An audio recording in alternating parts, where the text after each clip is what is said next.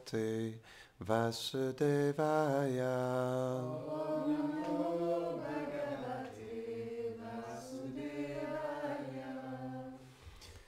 Hare Krishna.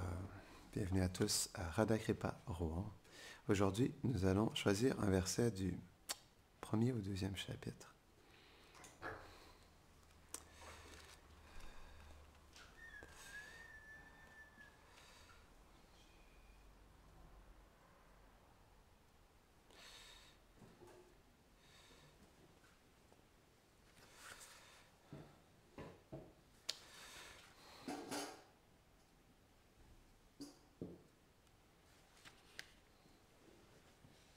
Ah, ok.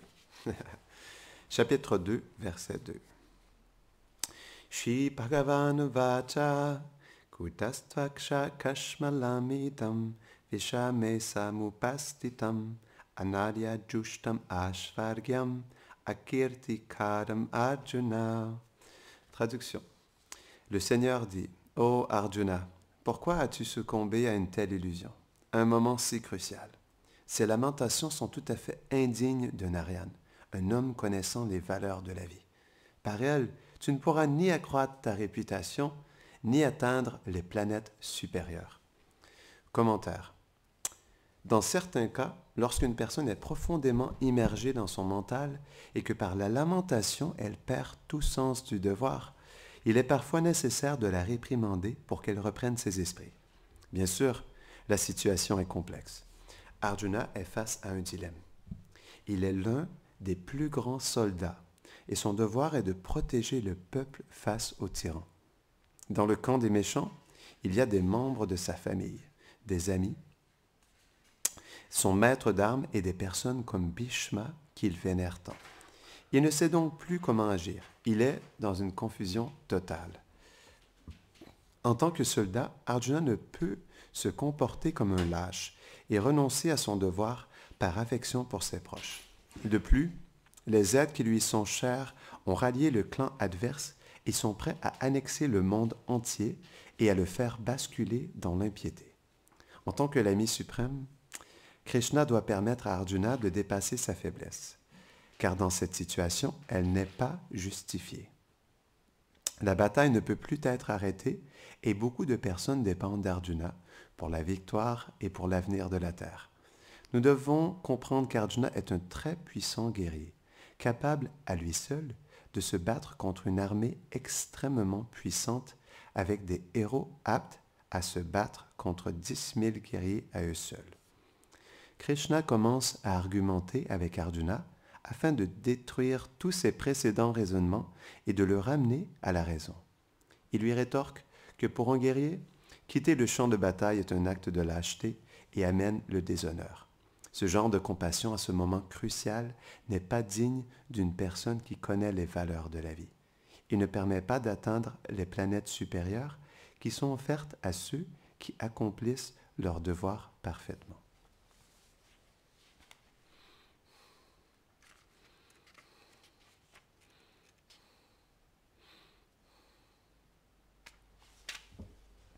Om Jnana-timirandasya Jnananjana-sharakaya Chakshurunmiritam Jena Tasmai Shri Gurave Namaha Shri Chaitanya Mano Bhishtam Stapitam Jena Bhutale Swayam Rupa Kadamayam Darati Svapadantikam He Krishna Karuna Sindho Dina Bando Jagatpate Gopesha Gopika Kanta Radha Kanta Namostute Tapta Kanchana Gaurangi Radhe Brindavaneshvari Vrishabhanu Sudedevi Pranamami Hari Priye Vanshakalpatarubhyashta Kripa Sindhubhya Eva Cha Patitanam Pavanebhyo Vaishnavebhyo Namo Namaha Jaya Shri Krishna Chaitanya Prabhu Nityananda Shri Advaita Gadadhara Shivasadi Gaura Bhakta Vrinda Hare Krishna Krishna Krishna Hare Hare Hare Rama Rama Rama Hare Hare Namaham Vishnu Padaya Krishna Prishtaya Bhutare Shrimate Bhaktivedanta Swaminiti Namine Namaste Sarasvati Deve Gauravani Pracharine Nirvishesha Shunnavadi Pashtatyade Shatadine.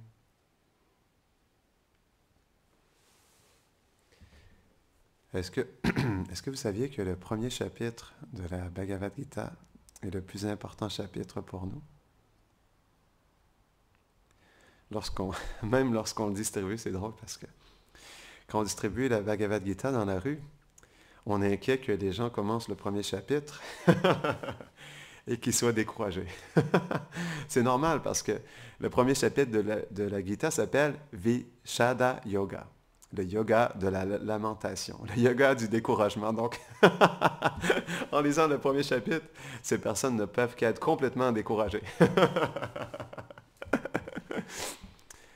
Donc, c'est un chapitre qui est très intéressant pour nous. Vishada Yoga, le yoga de la lamentation. Non.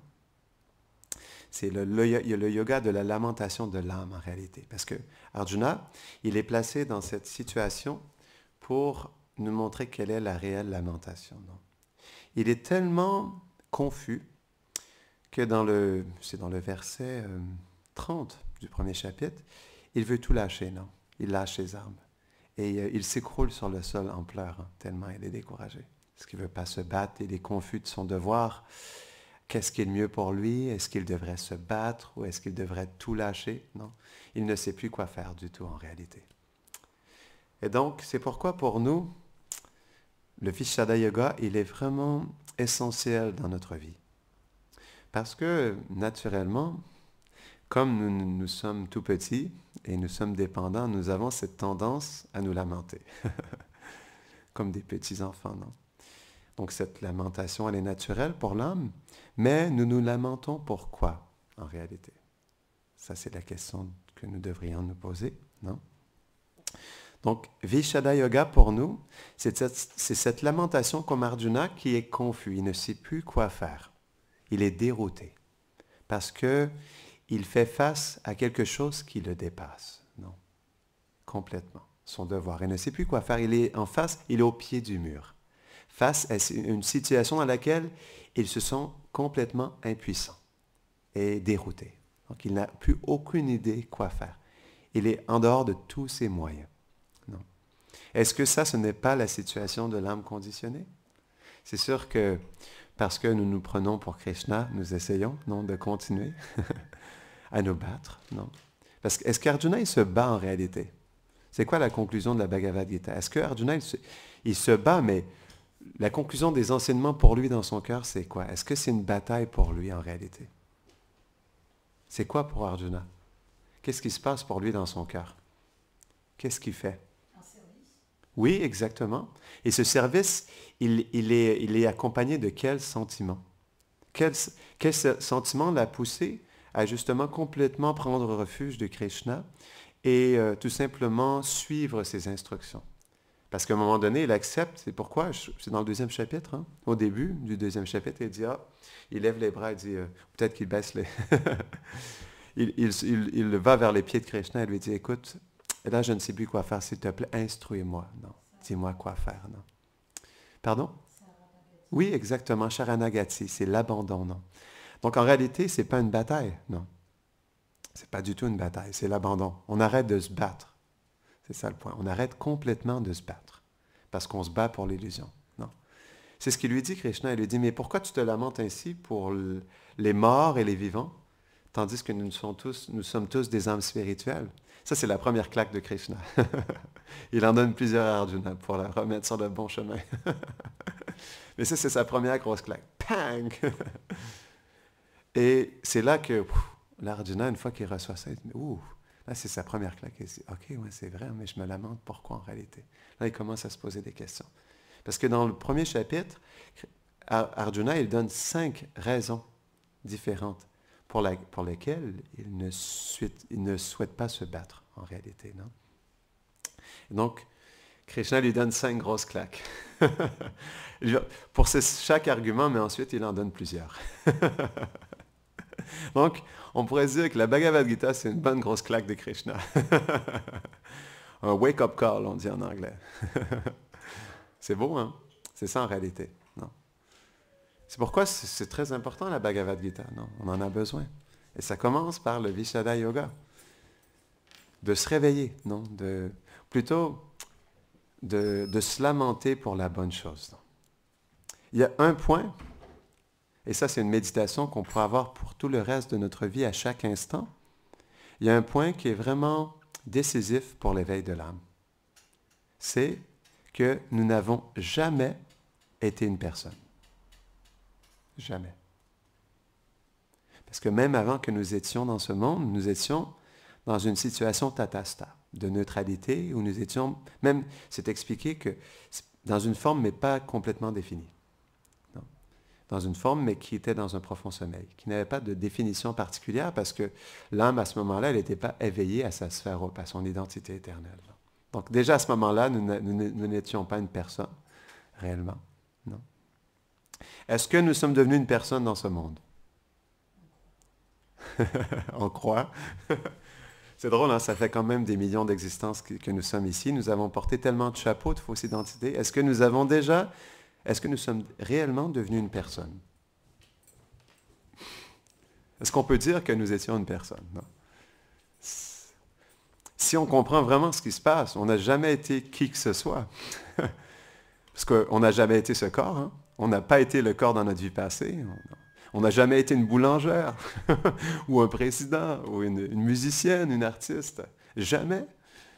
Parce que tout ça, c'est des chapeaux qui sont donnés par l'énergie matérielle. C'est que le faux ego nous attache à cette identité tout simplement et nous fait croire que je suis un boulanger, ou que je suis ci ou ça. Mais on n'a jamais été quoi que ce soit. C'est pourquoi en réalité, c'est tellement bizarre ce monde. C'est tellement bizarre pour l'âme. OK? Une pièce de théâtre qui ne fait absolument aucun sens. C'est pourquoi c'est bizarre. Parce qu'on porte des chapeaux, puis on s'identifie, waouh, je peux être quelqu'un dans cette vie. Hein? Et c'est drôle, hein? Plus on bâtit quelque chose avec cette identité, et plus on bâtit l'illusion. Et plus, en fait, non, attendez. Plus on s'investit dans une personnalité dans ce monde, et plus on devient impersonnel.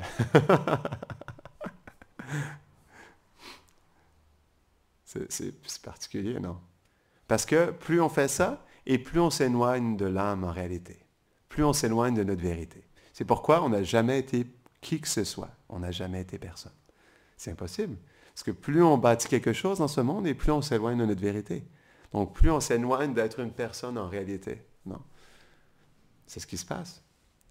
Donc, ça, c'est la lamentation d'Arjuna. C'est sa première lamentation. Il est confus parce qu'il ne sait pas, il est dans une crise identitaire. Non.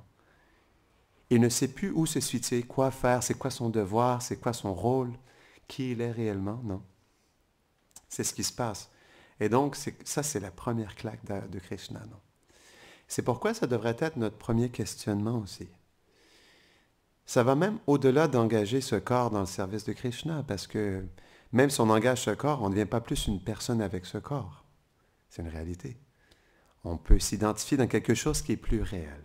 Un chapeau qui définitivement colle plus véritablement sur l'âme.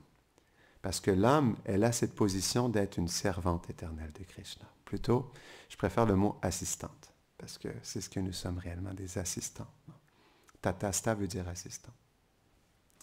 Donc c'est pourquoi personne, il n'y a aucun être vivant dans ce monde qui a été une personne, parce que pour nous, réellement, être une personne, ça veut dire être un assistant de Krishna. Et qu'est-ce que Arjuna, il a fait pour devenir un assistant de Krishna? Il s'est dépossédé de tout.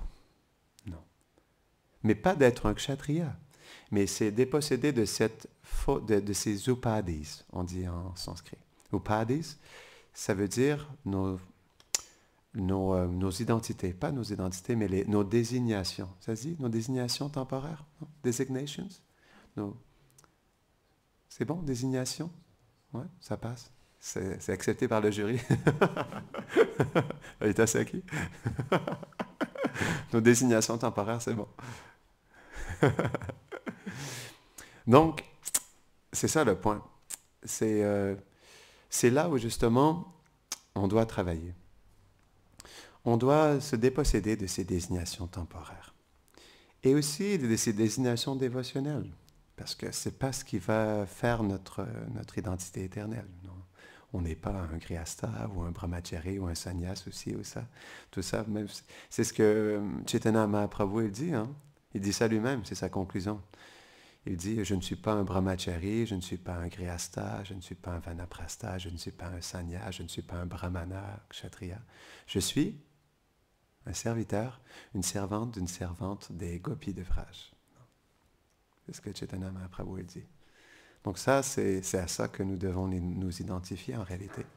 Donc c'est pourquoi ce chapitre, est-ce que vous comprenez pourquoi maintenant il est tellement important dans notre vie? Vishada Yoga.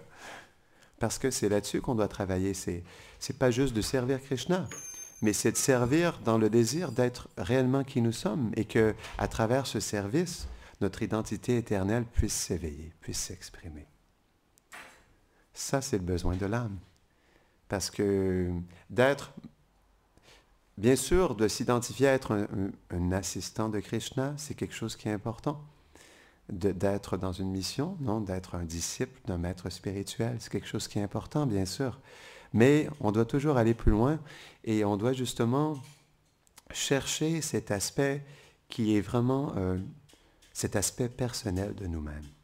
Et ça veut dire cet aspect de nous qui peut s'exprimer dans la réalité de Krishna, non? Notre Svarup, notre identité éternelle. C'est pourquoi justement, ces deux aspects de cette crise identitaire dans le sens où nous sommes conscients, où nous voulons être conscients que nous ne sommes pas du tout, que nous n'avons jamais été une personne. Et à travers ça, justement, ça c'est le tremplin qui nous pousse à vouloir devenir une personne. Quand on réalise profondément dans notre cœur, au plus profond de nous-mêmes, que nous ne sommes personne, alors nous allons réellement désirer devenir une réelle personne. Mais là, on parle de réel, ce que nous sommes réellement. Jai. Jai Shri Nishingadev Bhagavan Ki, Jai Shri Prahlad Maharaj Ki, Jai Nitai Gaura Premanande. Donc, et ça se fait à travers les pleurs. La lamentation, ça amène quoi? Ça amène les pleurs, non? Quand on se lamente, on pleure naturellement. Pourquoi on se lamente? On se lamente parce qu'on n'est pas dans une bonne situation. Non. Donc, si on accepte ce point que nous ne sommes personne et que nous ne sommes pas réellement ou pleinement conscients de qui nous sommes réellement, alors, naturellement, les pleurs vont venir. La lamentation va venir parce que si on est personne, on a envie de devenir quelqu'un. Mais je parle, on a établi devenir quelqu'un, ça veut dire un associé éternel de Krishna. Non. Donc, si on veut devenir une réelle personne, eh bien, ça se fait par les pleurs, parce que qu'est-ce qui a poussé justement Arjuna à recevoir la miséricorde de Krishna? C'est les pleurs. Il s'est écroulé complètement. Il s'est abandonné aux pieds de Krishna. Il a pleuré. Il ne savait plus quoi faire. Il était complètement confus. Et plus Krishna l'a instruit, plus Arjuna, il a pris refuge de Krishna, non? Et plus il avait envie juste d'être réellement qui il devait être, en fait, qui est un ami de Krishna, puis de l'accompagner, en fait, dans ses divertissements éternels. C'est ce qu'Arjuna fait, finalement. Krishna, il lui explique, tout ça, c'est un divertissement. Tout ça, c'est organisé par moi. Chaque personne qui va mourir sur le champ de bataille a été déjà destinée par ma volonté suprême, en réalité, non? Donc, c'est pourquoi, justement, les pleurs, elles sont essentielles pour nourrir cette lamentation intérieure. Parce que les pleurs, c'est la seule chose que nous avons. Quand nous réalisons que nous sommes personne, comment est-ce que nous pouvons devenir quelqu'un? C'est par la miséricorde. Et ça, c'est beau. Parce que par nous-mêmes, nous n'avons même pas cette capacité par nous-mêmes de devenir une personne. C'est seulement par la miséricorde que nous pouvons devenir un associé éternel de Krishna. Donc c'est pourquoi à un moment donné, on voit les gens dans ce monde, par exemple, à travers la fausse identité, on peut investir et on peut bâtir quelque chose, non? On peut, Jai, la famille transcendantale qui, Jai, allez, bon.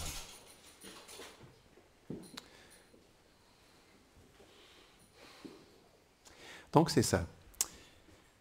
On doit réellement pleurer. Parce que pour devenir une réelle personne, ça vient par la miséricorde. Non. Et c'est ça qui est beau. On est complètement dépendant de cette miséricorde pour devenir qui nous sommes réellement. Et c'est pourquoi nous n'avons nul autre que les pleurs pour ça. Parce que par notre propre moyen, ce n'est pas possible. Non. Cette graine, elle est à l'intérieur de nous, mais elle doit être nourrie par un associé éternel, c'est ce qui est expliqué, hein? C'est la conclusion du nectar de la dévotion. Ça doit être un associé éternel de Radha et Krishna qui est à Vrindavan ou dans le royaume dans lequel nous sommes faits pour aller vivre, non? Pour ceux qui, par exemple, sont à Vaikuntha ou à Ayodhya, par exemple. Mais le point, c'est que ça doit être un associé qui est connecté avec nous et qui nourrit en fait notre cœur. Et aussi, on doit méditer sur cet associé. Ça, c'est la conclusion du nectar de la dévotion. On doit méditer profondément sur cet associé et on doit se connecter et on doit méditer sur son service, sur son identité, comme il est connecté à nous, ou c'est l'inspiration que nous avons. Alors, justement, cette méditation, c'est ce qui nous nourrit et c'est ce qui nous introduit, en fait. C'est par l'entremise de cette méditation et cette personne qui est connectée à Radha Krishna que justement cette identité qui est à l'intérieur de nous, elle est nourrie. Ça, c'est la conclusion en fait de toute la science dévotionnelle. C'est la conclusion ultime pour qu'on puisse réellement devenir une vraie personne. Non. Donc c'est pourquoi justement, la miséricorde, elle vient quand il y a un tel sadguru. Un sadguru, ça veut dire un pur dévot du Seigneur, qui lui est dans sa réalité éternelle et qui peut nous connecter à notre réalité éternelle. Ça, c'est la plus belle prière qu'on peut faire. C'est prier Krishna de bien vouloir nous donner le refuge d'un maître spirituel qui est qualifié, non? Un sadguru, un pur dévot du Seigneur. Parce qu'un tel dévot peut nourrir notre identité éternelle. C'est ce qui est expliqué, non? Il peut nous aider justement à comprendre qui nous sommes réellement. Parce que sans cette connexion, après ça, il y a la connexion avec le chant, bien sûr. Le chant, lorsqu'il est chanté très purement, il peut nous révéler dans l'intérieur de notre cœur, parce que le chant, il est aussi un maître spirituel. Il peut nous révéler notre réelle identité. Mais ça, c'est un niveau très élevé de chant, ce qu'on appelle Shuddhanam. C'est quand, lorsqu'on chante, on voit le darshan de Krishna. C'est expliqué Shuddhanam. On est conscient qu'on chante Shuddhanam, que lorsqu'on chante le Saint-Nom de Krishna, Krishna, il se manifeste. On a la présence de Krishna dans notre cœur. Donc, à moins d'être à ce niveau-là, c'est pas possible à travers le chant du Saint-Nom d'avoir que le Saint-Nom nous révèle en fait notre identité éternelle. C'est pourquoi on doit vraiment pleurer du plus profond de notre cœur, Krishna, de nous connecter à ce maître spirituel pour que justement cette miséricorde vienne à nous et qu'elle nous permette d'éveiller enfin notre identité éternelle. Ça doit être le but de notre vie. Qu'est-ce qu'on a d'autre choses à faire? Non?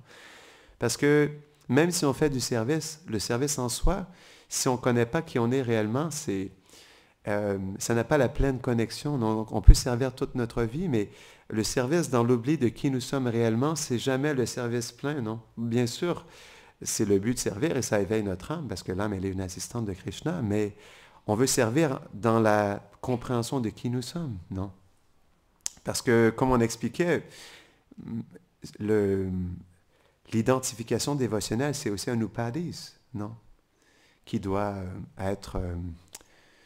on doit aller au-delà de cette désignation dévotionnelle aussi, non? Donc, parce que c'est pas assez pour l'âme. L'âme, elle a besoin de beaucoup plus que ça, non? Elle veut savoir qui elle est réellement. Et cette désignation dévotionnelle dans cette vie, elle est temporaire. Donc, on ne peut pas juste s'attacher à ça non plus. On l'engage dans le service de Krishna et c'est la désignation dans ce monde la plus favorable, définitivement. Mais on doit aller plus loin, on doit chercher profondément. Et comme on expliquait, ça se fait par les pleurs. On doit pleurer, on doit se lamenter du plus profond de notre être. Parce que c'est la seule chose que nous pouvons faire en réalité. On ne peut pas faire autre chose que ça. Parce que c'est à travers les pleurs qu'on attire la miséricorde de Krishna. Non? C'est que par ça qu'on peut attirer par nous-mêmes. Parce que la volonté, cette miséricorde, elle vient de la douce volonté de Krishna parce qu'elle est indépendante. C'est ce que Prabhupada il explique. Est-ce que Krishna va me donner sa miséricorde ou pas? Ça dépend de sa douce volonté. Donc, comme ça dépend de lui, qu'est-ce que nous, on peut faire de notre côté? C'est pleurer. Parce que comme ça dépend ultimement toujours de la volonté de Krishna, et que s'il le décide, il peut nous donner sa miséricorde. À travers le maître spirituel, à travers le mantra, à travers le service quotidien, il peut nous donner la miséricorde. Mais de notre côté, la seule chose que nous avons pour pouvoir justement réciproquer avec cette miséricorde de Krishna, c'est les pleurs. On peut juste pleurer. Parce que c'est ça justement qui rend cette relation avec Krishna dynamique. Non?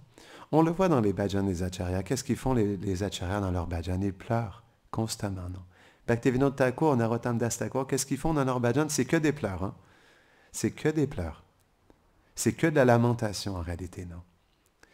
Donc, cette lamentation, elle est vraiment essentielle et elle nous dispose vraiment dans la bonne attitude, qui est de se sentir complètement insignifiant, complètement déchu, parce que si on n'est pas qui nous sommes, comment est-ce qu'on peut se sentir autre chose qu'être déchu en réalité et insignifiant?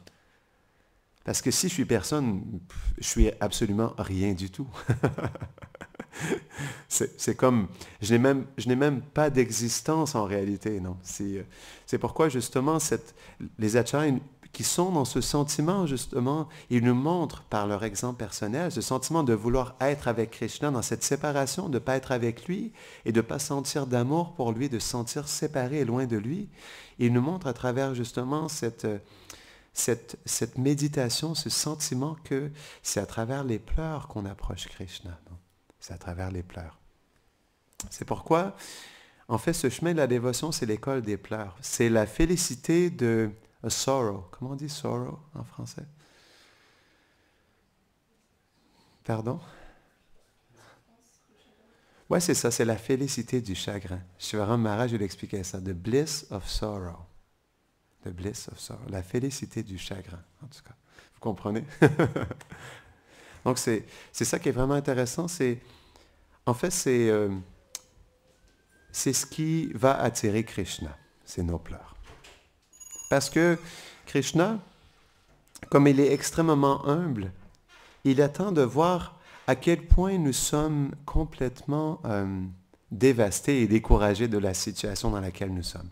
Et Krishna, il faut comprendre que la personnalité de Krishna, c'est le plus grand de tous les héros. C'est m'expliquer que Krishna, il a 4 sortes de personnalités d'héros à Vrindavan. Donc c'est pourquoi, comme Krishna, c'est le plus grand de tous les héros, il aime sauver les âmes déchues. Et plus on se dispose comme justement des âmes complètement déchues, complètement perdues, comme Arjuna, non? Qu'est-ce qui a attiré la protection de Krishna? C'est son découragement total. Vishada Yoga, la lamentation complète, non? Il s'est écroulé complètement. Est-ce qu'on s'écroule? Est-ce que nous écroulons dans notre service? Est-ce que nous nous écroulons dans notre chant? Est-ce que nous avons ce sentiment que, en réalité, aujourd'hui comme hier et comme depuis le début de notre entrée dans ce monde matériel, que nous sommes jamais été qui que ce soit en réalité et que nous avons toujours été dans l'oubli de Krishna, non? Donc on va arrêter ici. Donc c'est ça qui va déterminer justement cette relation dynamique avec Krishna, c'est les pleurs. Vishada Yoga, le yoga de la lamentation. Jai Vishada Yoga ki, la Bhagavad Gita ki, Jai Nitai Gaura Premanand.